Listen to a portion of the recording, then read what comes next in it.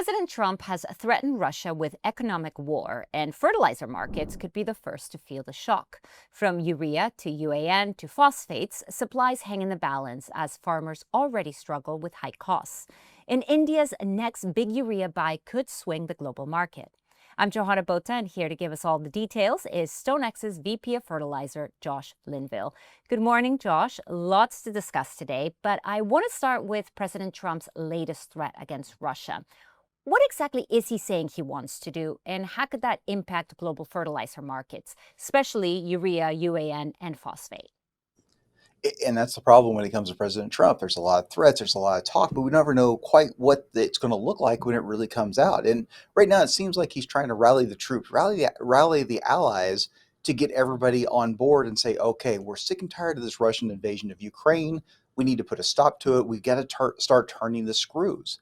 And so, if what we're trying to watch from a fertilizer standpoint is what happens if he goes in, whether that's sanctions, tariffs, whatever the tool is that he uses, what are the after effects? Because, of course, Russia is a major manufacturer and exporter of almost every major fertilizer out there.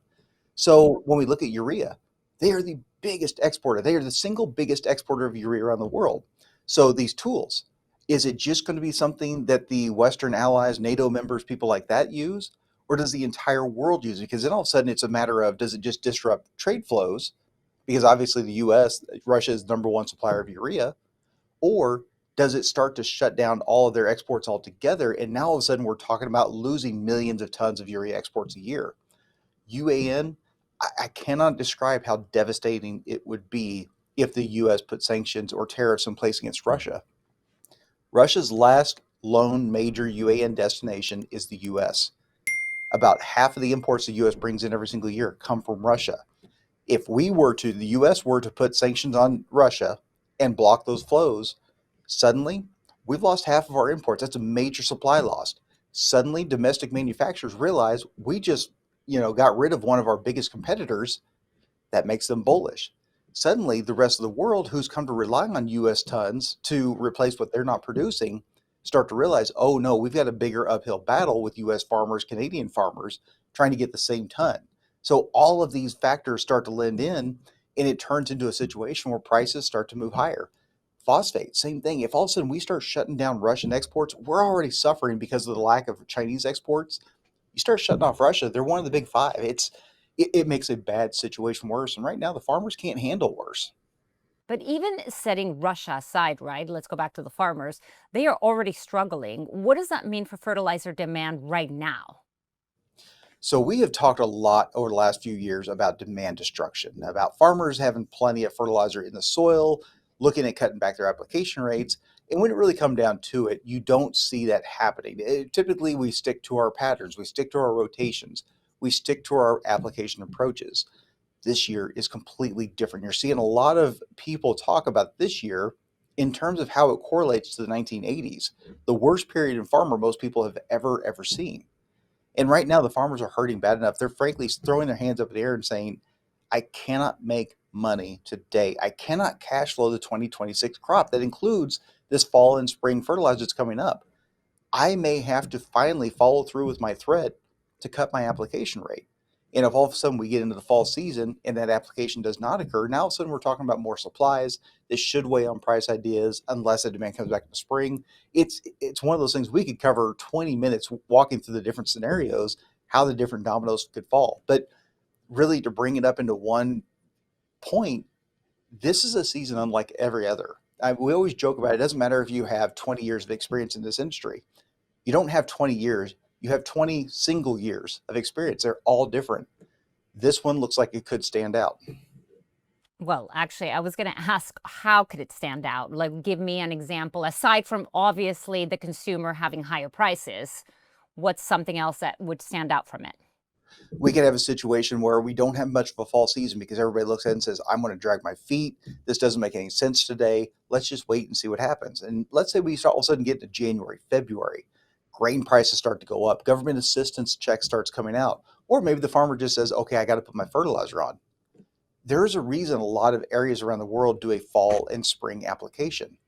That's its way of getting everything done. If all of a sudden you take an entire fall season shove it into a spring season, which is already big. Now you got to start asking questions. Can we get it all done in a short amount of time? Because the system simply isn't built for it, logistically speaking, application rate. And you'll see some price depreciation in the wintertime because of the overflow of material because it didn't happen in the fall. But now all of a sudden, that massive surge in demand in the spring, now we've got to start fighting that uphill battle and prices start moving up as a result. Yeah, so timing is obviously so important for this. So, well, speaking of timing and speaking of global demand, India just bought over 2 million tons of urea in its latest tender, which we've been talking about for the last 2 weeks. But the big question now is, when will they step back in and how much more do you think they will need? And once you give me that answer, my follow-up is, what's the difference between the two, whether they need too much or whether they take less? So they just wrapped up 2.03 million tons purchased, and they didn't have to go very far to get it. The lowest offers, I want to say it was like the lowest five offers for both coasts, sold everything. So it was finally one of those situations, but they didn't have to go all the way up the offer list to get the tons that they were looking for. Everybody wanted to participate in this one, but they capped it at 2 million ton. And if you look at it for the last three tenders, they got about 5 million ton. They've done fantastically. Oh, finally, after 6 months of struggling and failing and falling short, they finally got a lot of tons coming in. So, to your point, what comes next? If you go off of a lot of the estimations out there, the market's kind of been saying we think they need 1 million more ton through January. Now, that is to meet what normal demand would be. There's a lot of reports that demand has been very, very good because of the good monsoon season. So we could see that bumping up into the 1.25, 1.5 million ton range. However, we've also seen India struggle with supplies, struggle with stockpiles. We would not be surprised at all if they don't come out here, say, last week of September, first half October, and say, we're going to go for another 2 million ton. Not only would that cover the rest of this year's fertilizer year demand for urea, it would also give them a little bit more stockpile to start off next year. So they're not, running off of low inventories like they have for a while. They don't want to deal with that. That raises the area of the farmer. That obviously brings up something the opposition politicians can bring up. They want to make sure supplies are plentiful. The government is seen as the one reliable for making sure product is in place. They want to make sure they're doing that job.